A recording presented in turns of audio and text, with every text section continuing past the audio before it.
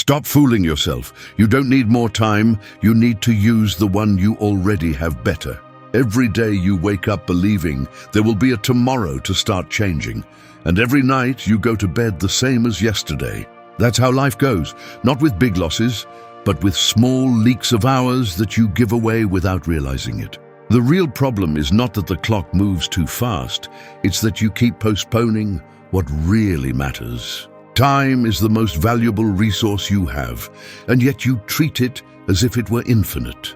You spend it on empty conversations, on cheap distractions, on waiting for the perfect motivation. Every minute you give to what doesn't add up is a part of your life that you will never get back.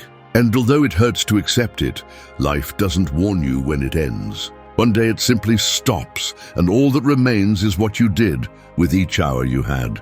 The Stoics had it clear: you don't own tomorrow, only this instant. Marcus Aurelius said that the loss of time is a form of death. And if you look honestly at your routine, you will see how many times a day you die a little for not daring to act. Continuing to wait for the ideal moment to move is the biggest self-deception that is stealing whole years from you. This video is not here to console you, it's here to shake you.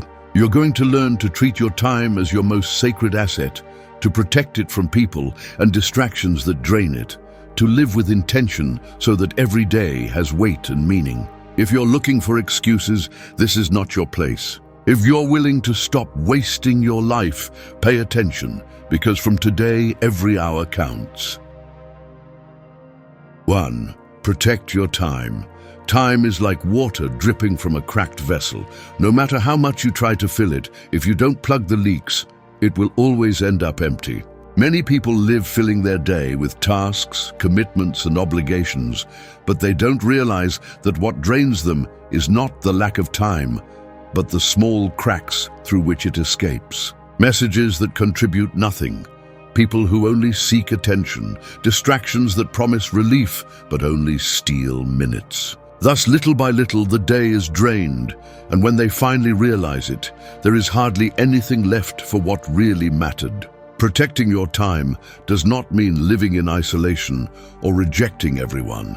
It means learning to distinguish between what is urgent and what is valuable, between what requires your energy and what only consumes it. The Stoics knew that the greatest wealth of a free man was his time, because everything else can be lost and recovered, but the hours never return. Seneca wrote it harshly: "It's not that we have little time, but that we waste a lot."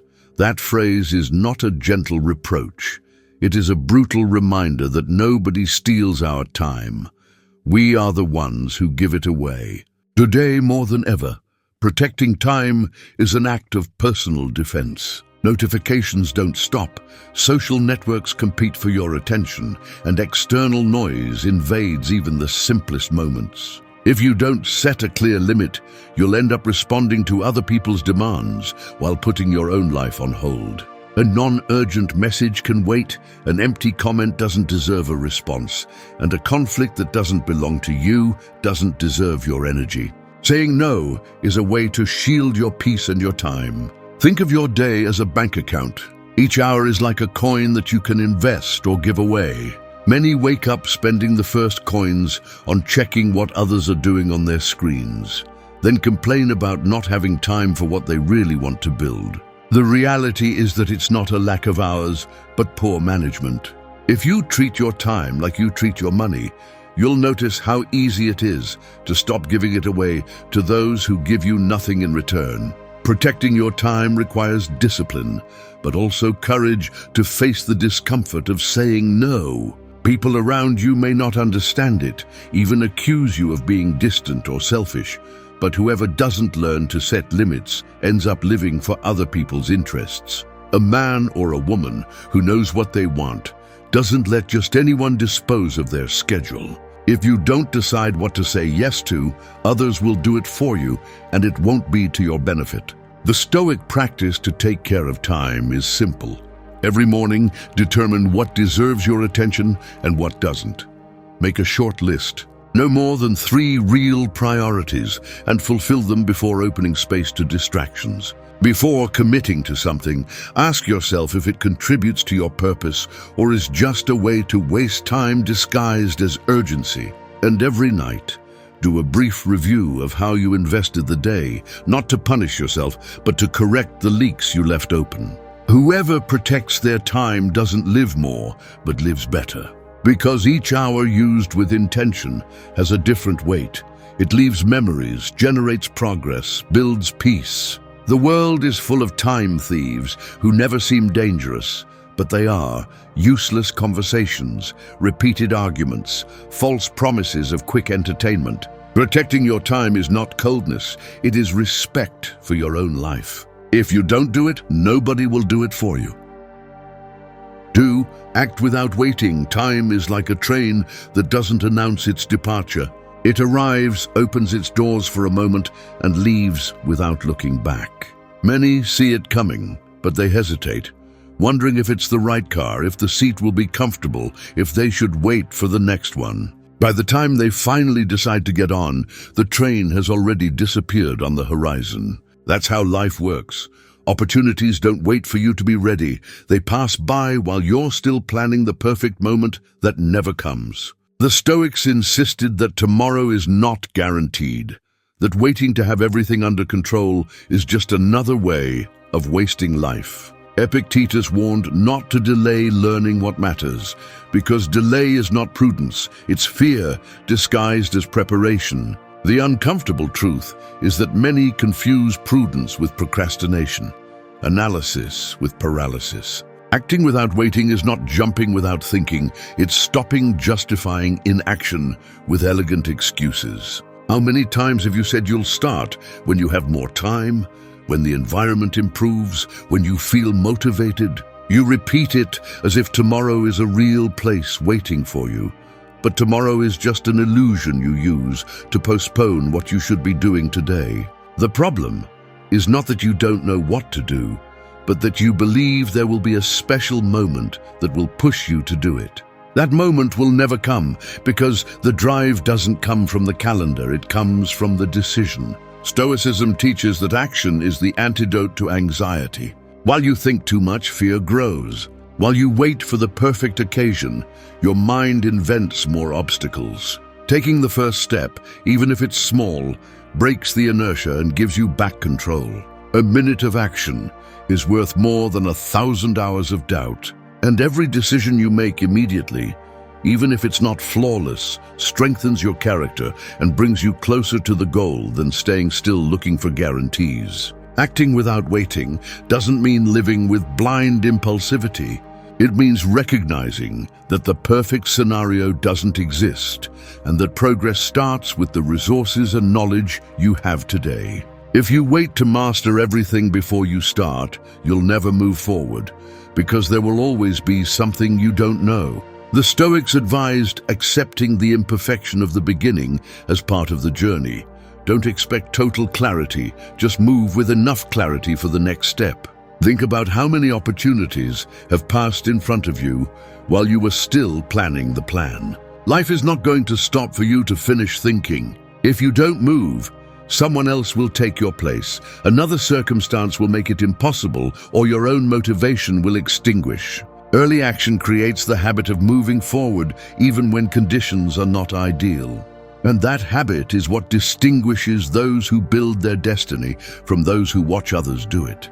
A simple practice to apply this Stoic principle is to use the rule of not letting a simple decision be postponed for more than 5 minutes. If you know you need to send that message, start that project, or learn that skill, take the first step today, even if it's minimal. Immediate action reduces the mental weight of the task and shows your mind that you're in charge, not your doubts. Life doesn't reward those who wait, it rewards those who dare to move. Each day you wait is a day that never returns, a door that closes, a train that moves away. Acting without waiting is living with the urgency of someone who understands that time is limited.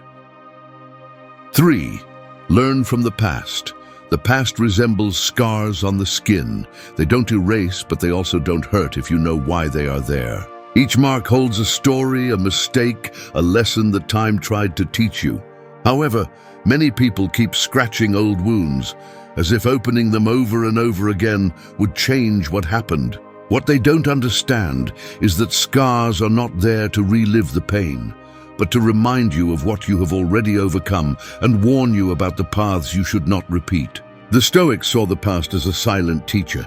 Seneca said that the memory of mistakes should serve not to fall into them again, but not to torment us. Learning from the past requires brutal honesty, because it forces you to acknowledge the times you wasted time, acted impulsively, or succumbed to useless distractions. Most prefer to blame circumstances or others, but that is the quickest way to get stuck, repeating the same decisions that led to the same place. The mistake is not in having failed, but in not having reflected on the reason. Each experience you lived, good or bad, was an investment of time, and if you extract nothing from it, that time was completely lost. Learning from the past means turning those hours into knowledge, using them as a compass for the present. Even regret can become an ally if you know how to transform it into an impulse to do things differently. Many cling to what has already happened in the hope of changing it through memory, but the past is immovable. The only thing you can change is the meaning you give it. A failure can continue to be an open wound, or it can become the warning that keeps you alert. Pain can continue to be a useless burden or become a reminder of your resilience. The choice of how to use the past is always in your hands. Stoicism teaches to look back with a cool mind, not with overflowing emotions. Writing down what you learned from each mistake and analyzing it calmly is a powerful practice to release the weight of regret.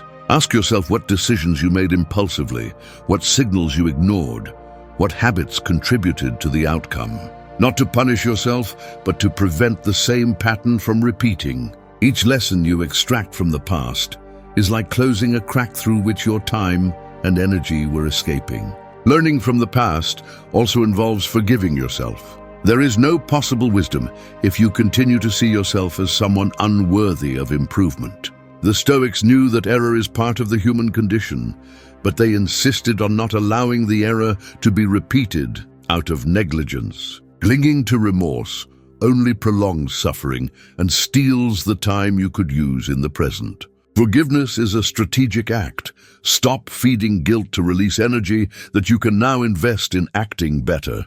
The past is an invaluable resource because it is already paid for with hours of your life. It will not return, but its usefulness depends on you. If you only remember it as a collection of defeats, it becomes dead weight.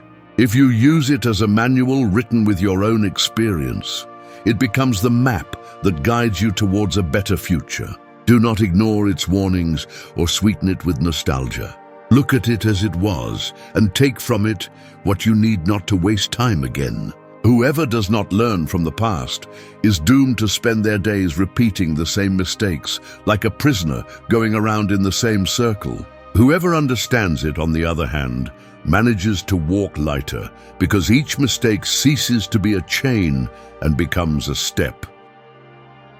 4.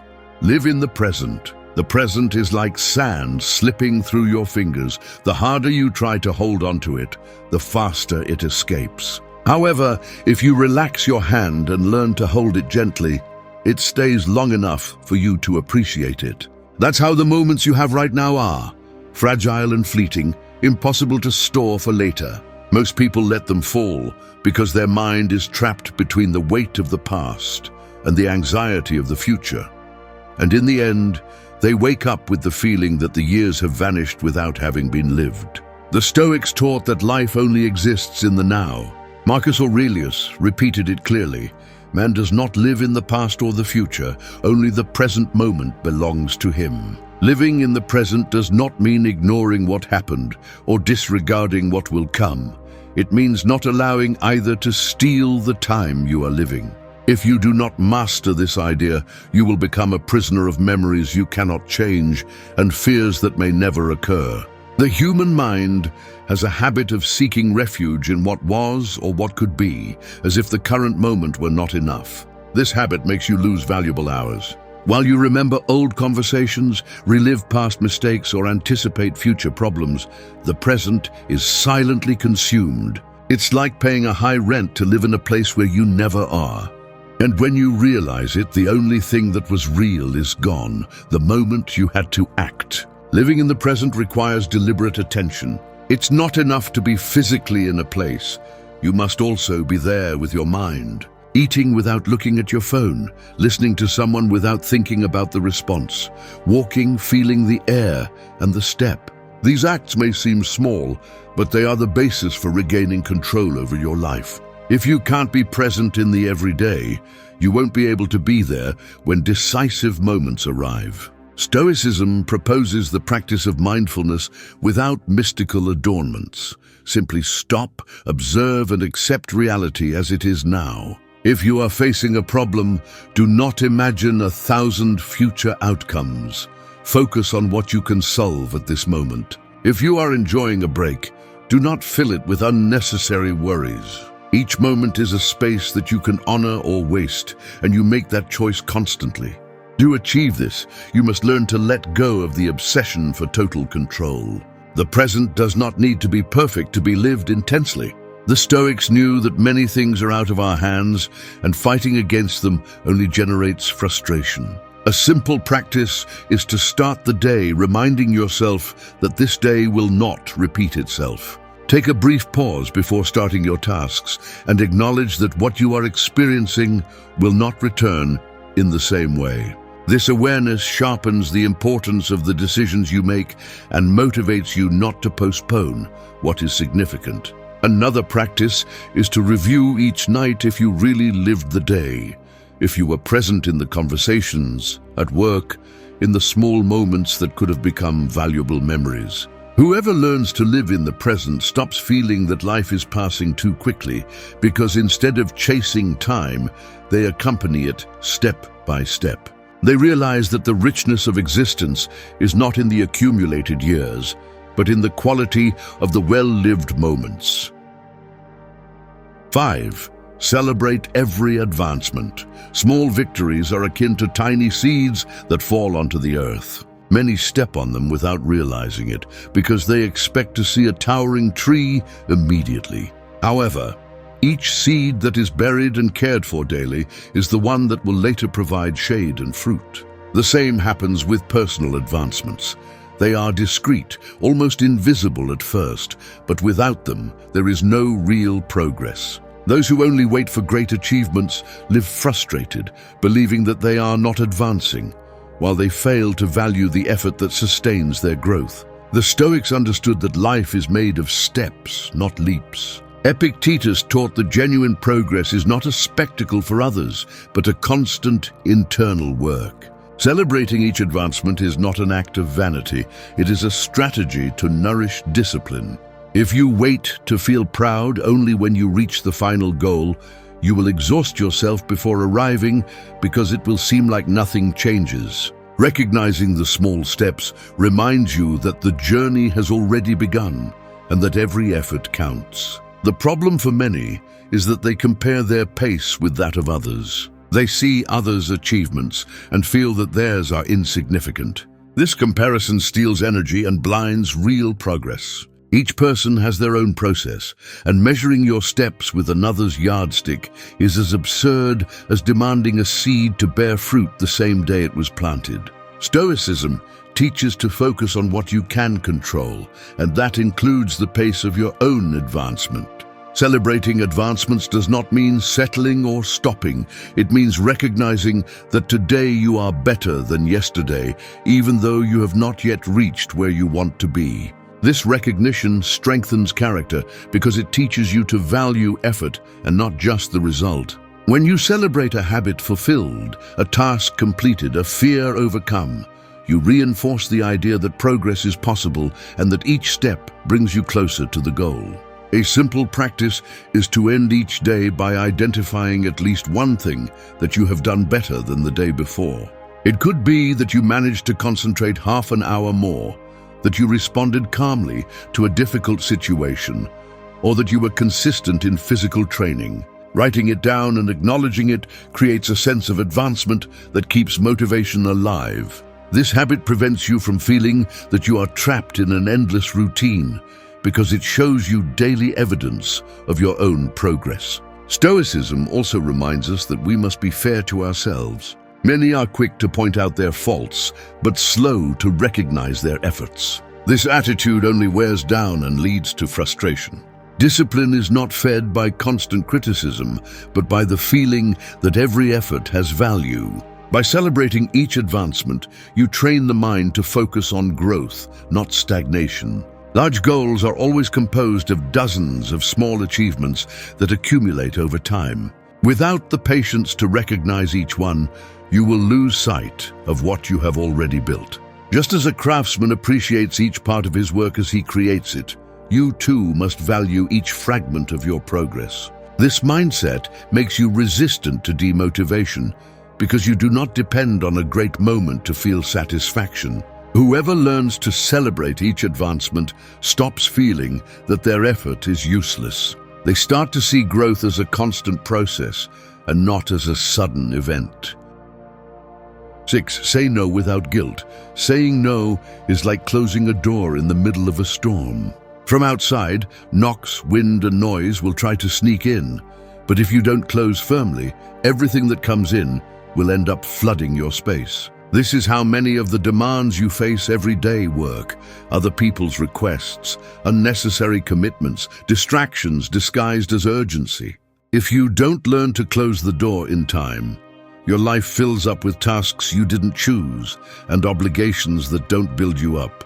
The problem is not the lack of time, but the difficulty in saying no. Many feel that by refusing something they fail others.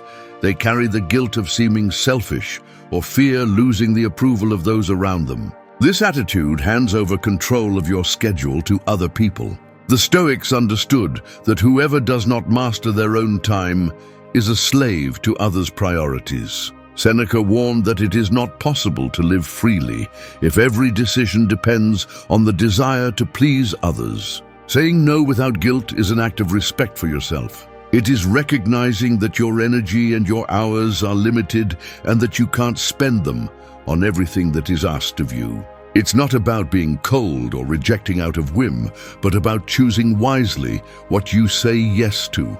Every time you accept something that is not important to you, you are giving up what really matters. Life demands decisions, and one of the most valuable is learning to refuse without feeling remorse. The fear of saying no often comes from the desire to avoid conflicts. You think that saying no will generate friction or disappointments, but the reality is that there will always be someone unsatisfied with your limits. Trying to please everyone is a lost battle that only produces wear and tear. The Stoics taught to focus on what depends on oneself, and the approval of others is not within your control. What you can control is what you dedicate your time to.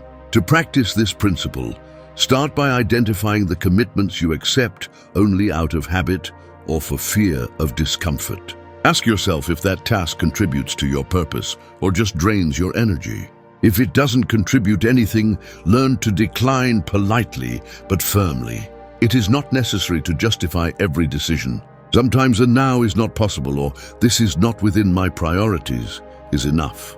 Guilt decreases when you understand that saying no to others is saying yes to yourself. Stoicism reminds us that every finite resource must be managed wisely, and time is the most finite of all. Every no you say is a space you free up for what really gives you growth and peace. Every time you postpone your projects to please someone, you delay your own development. Living with clarity requires recognizing that you can't be everywhere or meet all expectations. Saying no without guilt does not mean becoming insensitive or ceasing to help. It means having clear priorities and firm boundaries. Only those who know how to refuse can offer a genuine yes when it matters. Helping others at the expense of your own well-being is not virtue. It is wear and tear disguised as kindness. The Stoics valued temperance, And that virtue implies measuring how far you can give without compromising the essential. When you learn to say no, you discover that you don't lose valuable relationships. Only those who wanted your time, not your company, move away. The others, those who truly appreciate you, will understand and respect your boundaries. Each no gives you back a piece of control. Each limit reminds you that your time is yours. 7. Use your free time wisely. Free time is like a quiet garden that many people only enter to throw trash. They neglect it, thinking it is a worthless space. But this is where ideas, creativity, and calmness that nourish the rest of life grow. If you don't cultivate it intentionally, it becomes overgrown with weeds, empty distractions, habits that drain your energy, conversations that leave nothing behind. And when the time comes to reap well-being or mental clarity, you find nothing because you never sowed. The problem is not having little free time, but using it thoughtlessly. Most people spend it turning off screens in the morning and turning them on at night, giving it to content that doesn't contribute, to other people's arguments or to distractions that only seek to entertain without nourishing. There is no real rest when what you consume exhausts more than it recovers. Seneca defended productive leisure as one of the greatest human privileges. He was not referring to working more, but to using these spaces for activities that enrich the spirit. Reading, reflecting, writing, observing, learning. Rest is not just inactivity, it is choosing activities that restore energy and broaden the view of the world. If you treat your free time like a dumpster for what's left of the day, you're losing the most fertile ground for growth. Using free time well does not mean filling every minute with demanding tasks or eliminating entertainment. It means being aware that these spaces are an investment that defines your well-being. A walk outdoors, a sincere conversation with someone you appreciate, or learning something new are forms of leisure that nourish more than entire hours in front of a screen. The important thing is to choose activities that leave something in you, even if it's just peace of mind. A useful Stoic practice is to dedicate a moment of each free day to reflection. It can be writing a few lines about what you learned, reading a book that inspires you to think, or simply sitting in silence to sort out your thoughts. These acts, although they may seem simple, strengthen mental clarity and prevent rest time from becoming wasted time. Another valuable habit is to plan leisure with the same seriousness with which you plan work. Reserve spaces for what you truly enjoy and helps you grow and protect them from unnecessary distractions. If you don't decide in advance how to use your free time, others will decide for you, and you will end up spending it on things you didn't choose. Planned leisure is not rigidity, it's self-respect. The Stoics also recommended using free time to cultivate meaningful relationships. Spending a quality afternoon with family, with sincere friends, or even with yourself in silence is more valuable than entire hours shared with people who only drain your energy. The quality of free time is measured by how you feel afterwards, renewed, inspired, or simply empty. Anyone who learns to use their free time well stops seeing it as leftover minutes and begins to consider it an essential resource for their balance. These moments, well used, strengthen discipline and clarity to face the most demanding days. On the other hand, wasting them only increases the feeling of tiredness and of having lost another day that will not return. Free time is not a luxury or a reward. It is a fundamental part of your life. If you fill it with noise and distractions, you are depriving yourself of the opportunity to truly rest and find meaning in quiet spaces. 8. Create valuable memories. Life resembles an album that receives a new blank page each day. Many fill it with scribbles they forget within hours, trivial arguments, repeated routines, moments without real presence. Then they wonder why the years pass without leaving a trace. Creating valuable memories does not mean waiting for extraordinary events, but learning to live in a way that each moment carries a weight worth preserving. The Stoics understood that the true legacy is not material possessions, but the experiences that shape character. Marcus Aurelius warned that the value of existence is measured by the quality of what we remember when looking back. Accumulating objects is easy, but none remain in memory as much as a meaningful conversation, a brave gesture, an intensely lived afternoon. The problem is that many people spend their days caught in the rush and noise as if they were living on autopilot. They run from one task to another without stopping to savor what really matters. At the end of the day, they feel that everything was a blur, a set of hours that left no trace. This happens because they confuse productivity with life and believe that only major milestones deserve attention. In reality, the moments that most mark are usually simple but full of presence. Creating valuable memories requires attention and decision. It means choosing to be truly present in the small moments. A meal with someone important, a sincere conversation, a sunset viewed without distractions. It's not about living looking for photos to show, but about forging experiences that make sense to you even if no one else sees them. What makes something memorable is not luxury or spectacle, but the authentic connection you generate at that moment. A Stoic practice to achieve this is to limit the external noise when you are in front of a significant moment. Turn off the phone when you share a meal with someone you love. Truly listen without thinking about the response. Take time to contemplate nature without hurry. These simple actions strengthen memory because what is lived is recorded more clearly when you are fully present. It is also important to learn to prioritize experiences over objects. A material gift can lose value over time, but a shared experience leaves a mark that lasts a lifetime. Investing in a trip, in learning something new with someone close, or even in a quiet afternoon with good conversation can have more impact than anything purchased. The Stoics valued actions that left traces in character and soul, not on shelves. Creating valuable memories is not a matter of waiting for special occasions. It is a matter of giving meaning to common days. Even in routine, opportunities hide to create moments worth the while. Preparing a meal with dedication, dedicating a few minutes at the end of the day to reflect calmly, thanking those who are by your side. The key is to choose to live with intention, not to let the day pass by. Whoever cultivates valuable memories does not feel that time slips away without leaving anything, because each experience becomes a piece that gives meaning to their story. These memories not only nourish the memory, they also strengthen the present, because knowing that you have lived consciously gives you peace and motivation to continue creating moments that matter. Thank you for staying until the end of the video. If you watched the whole thing, comment, "I am Stoic," as our secret signal to know that you're a true student of Stoicism. Don't forget to subscribe and give the video a like if you enjoyed it. See you in the next video, and remember, keep cultivating your Stoic mind.